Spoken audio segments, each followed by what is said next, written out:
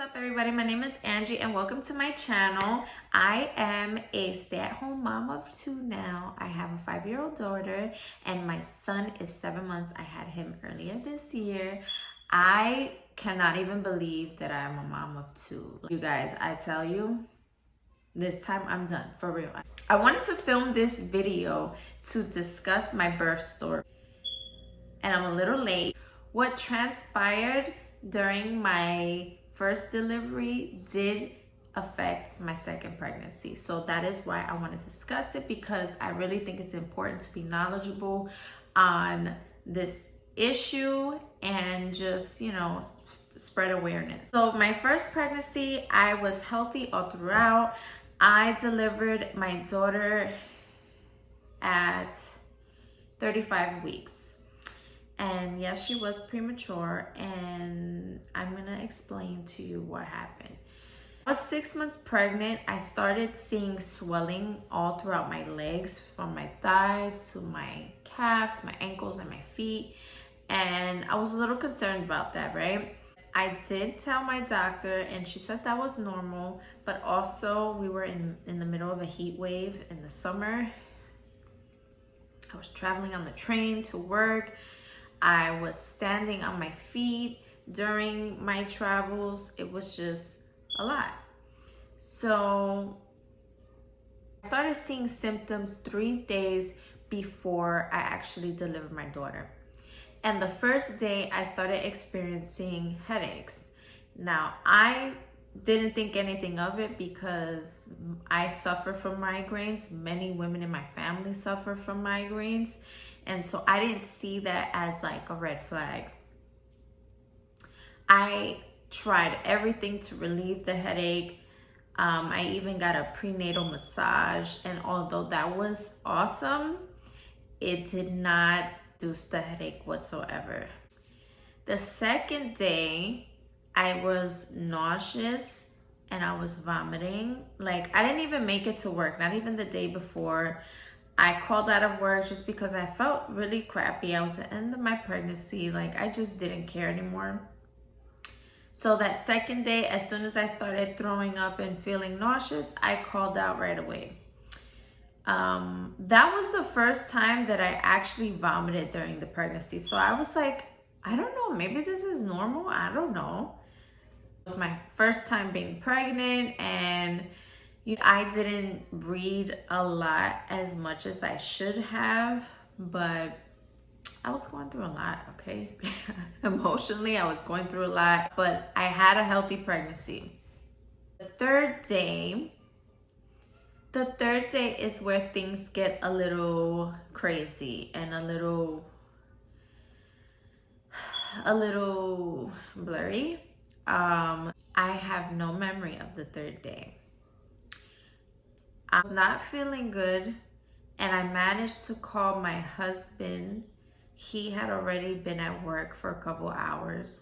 So I guess when I was trying to get ready for work, I had called my husband and somehow was able to relay that I just was not well, and he was able to come right away, which is not something that would normally happen. It's not easy for him to just leave right away because he is on the road all day long. Looking back at it now, I don't even know how I made the phone call to begin with. But when he got home, he called the doctor and let them know what was going on. And they told him to bring me in right away. At this point, I was blacked out. I have no memory, as I said before. My husband had to get me dressed. He had to carry me down the stairs to the car. He said the entire time I really didn't talk. I was just like out of it. So to this day, I still have questions on what has happened, because as I was blacked out for, let me see, I gave birth on a Thursday. I didn't like wake up fully until Saturday. This is how serious this is. Like, this is no joke, what I'm about to tell you. When I got to the hospital, the nurses checked my blood pressure, and my blood pressure was very, very, very high. It was 190. your blood pressure should not be that high. Okay, that's just number one. They did everything they could, gave me so many different medications to help bring down my blood pressure. I can't even tell you what they are because, as I said, I was not there. After doing a bunch of tests and checking blood work and urine and all those things, they told my husband that I had severe preeclampsia. I had never heard of preeclampsia before, and that's one of the reasons why I'm sharing this, because if I never heard of it, I'm sure there are many other women that have not heard of it. So preeclampsia is a condition that happens usually during the third trimester, after like 20 weeks or so. It's one of the main things that occurs is high blood pressure. And that could be very dangerous for the mother and the baby. So it's something that you really have to take seriously. Has severe preeclampsia, and the only effective form of treatment is to deliver the baby. So at 35 weeks, they delivered my daughter via C-section, but it had to be done right away. And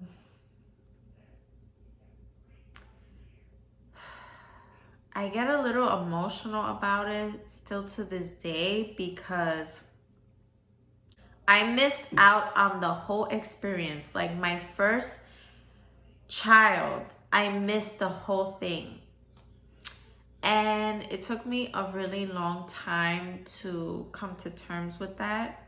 It was a very traumatic experience for me.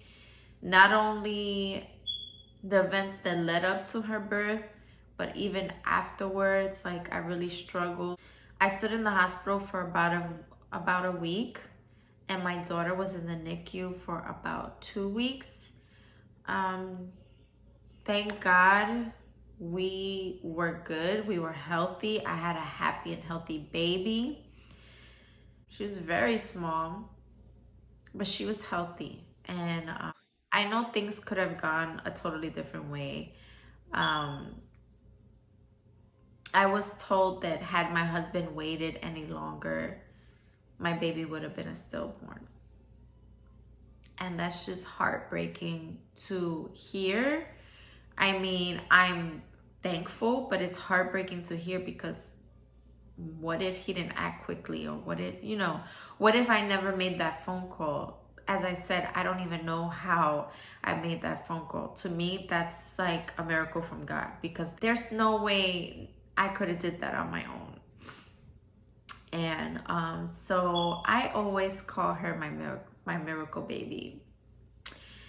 And to this day, she constantly shows me how special and amazing she is, despite our struggles. When I finally came to Saturday, I had very blurred vision. I could not see. I was seeing spots. I was seeing signs and symbols in the air on people's faces. It was so crazy. But when I woke up, I was surrounded by family. My family had stepped up and really was there for me and my husband, and I'm so thankful for them. Like, I didn't even have a hospital bag packed. Like, I was just not ready. I was not prepared, and they brought everything that I needed. And it was just amazing to know that, like, I was in good hands. My baby was okay. I think I even asked my sister, "You sure they got the right baby?" Because I didn't get to see her. I gotta make sure that somebody has my baby. It was just crazy. It was just a struggle. And I said, I never want to go through this again. And the hospital was so amazing. The hospital, all the nurses, the doctors, everyone, they took really good care of me. And I'm so grateful for them too. They took care of my baby. they were just so awesome. That being said, I did not want to have another baby. And the reason why is because during my 6-week follow-up appointment, my doctor said that the likelihood of it occurring again was probably like 30%. Not only that, she did mention that my placenta was 80% damaged, that I was a mystery case, that they presented my case. I was a mystery case. No one knows what happened, how that happened to me, how my placenta was damaged, and absolutely nothing happened to my baby. And the only way to know if that affected my baby was just to see how she developed, which is very scary. I did not want to have another child. I did not want to go through that again. And also because of things that happened later on as my daughter developed, which I will share in another video, I did not want to have another child. When I found out I was pregnant with my son, it was a huge shock, and I was super, super nervous. But thankfully, I had a healthy pregnancy with him. However, I did have a traumatic experience, and I'm gonna tell you why. Because I had a history of preeclampsia, there were certain things that I had to pay attention to and do that I didn't do the first time around. They did give me a low dosage of aspirin to take daily, and that's supposed to help prevent preeclampsia from occurring again. I had to get a blood pressure monitor at home to constantly check my blood pressure. So I just was paying attention to the signs that I had the first time around. Towards the end of my pregnancy, me and my husband did buy our first home, and we were in a rush to move. I was very, very stressed out, and at about 8 months pregnant, I started having to make weekly visits to the doctor because they were telling me my baby was measuring small, and they don't know why. So I had to constantly take non-stress tests and get my blood drawn and things of that nature. And because I had C-section in my previous pregnancy, so I did have a C-section scheduled for 39 weeks. However, I started to get some symptoms. Like one day I was taking a shower. I was about 36 weeks. I was taking a shower, and for a few seconds I started seeing spots. Something told me, check your blood pressure. And when I did, my blood pressure was at about 150, which is very high. I was told that if my blood pressure got up to 140 and above, I need to call right away. So, I was freaking out a little bit. So I gave it about an hour to checking my blood pressure like every 20 minutes, and it was up and down until it reached 160, and I was freaking out. So I called the doctor right away. I went to the hospital. When I got to the hospital, they did a non-stress test on me. They checked my blood pressure. All of a sudden, my blood pressure was fine. However, they came back and told me I was positive for COVID. And I was just like, you gotta be kidding me. I was 36 weeks pregnant with COVID. And that really threw me off. I didn't know how that was gonna affect my baby. I didn't know if I was gonna get any symptoms, because at that moment, I had no symptoms, and I actually remained that way, thank God. But I didn't know what was gonna happen. Like, I didn't know what to expect.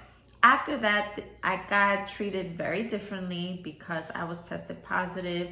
They had to bring me to a different floor, isolate me basically. And I had to stay there for 2 days just to make sure the baby was fine and to make sure our symptoms didn't develop.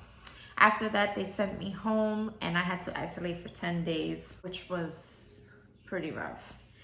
My daughter also tested positive, but she didn't have symptoms as well. So we were very lucky. However, they did see through a urine sample that I had high protein in my urine, which was a sign that I was developing preeclampsia. This time definitely was not severe, but I was developing it. So because of that, they pushed up my C-section to 37 weeks. And as I stated, I was 36 weeks when I got the COVID diagnosis. I literally was scheduled for a C-section the day after my 10-day isolation. So it was just a crazy time.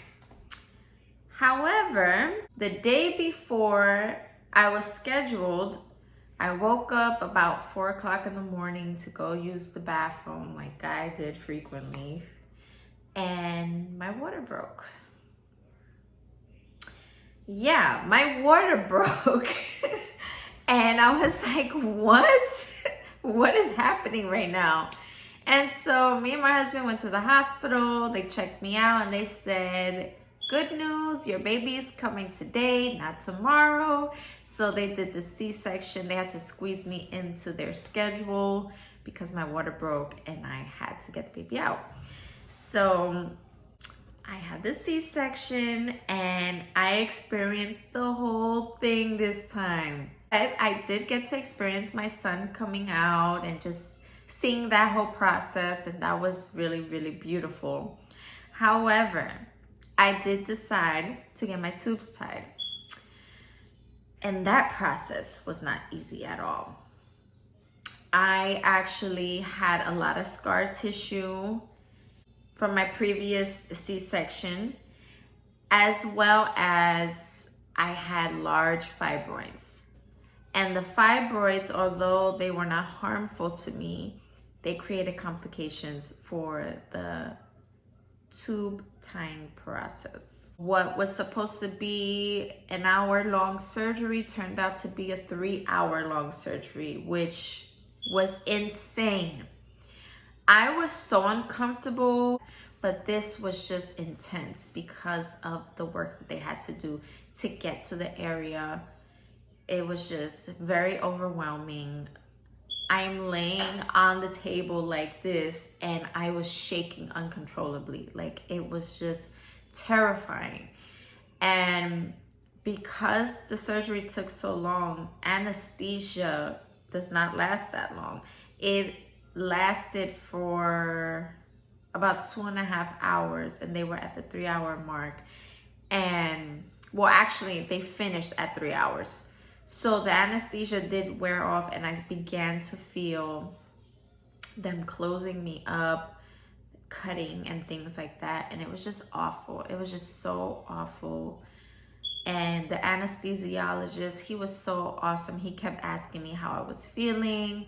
And I couldn't really say a word. I just was like, okay, I'm okay, you know. What am I gonna say? They gotta do what they have to do, right? They gotta finish. But after, when I started feeling stuff, I was like, I'm feeling things right now. And he was just like, everybody stop what you're doing. And I guess at that point, that's when they gave me something to put me to sleep. And then I woke up when it was over. Yeah, that part I had nightmares about for weeks. But other than that, my baby was healthy. He was only in the NICU for 1 day. We were in the hospital a total of 3.5 days, I think.